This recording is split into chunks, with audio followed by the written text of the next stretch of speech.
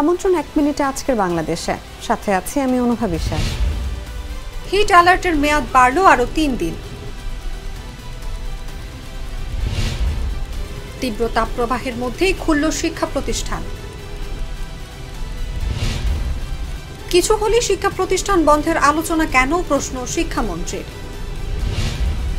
নির্বাচন কমিশনের প্রতি ভোটারদের আস্থা ফিরেছে বলেছেন ইসি রাশেদা।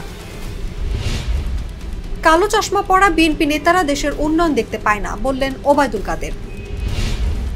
কাল্পনিক কাহিনী সাজিয়ে মামলা করা এখন আওয়ামী লীগের প্রতিদিনের কর্মসূচি বলেছেন ফখরুল। কোরবানির ঈদে গরু আমদানির কোনো পরিকল্পনা নেই জানিয়েছেন প্রাণী সম্পদ মন্ত্রী।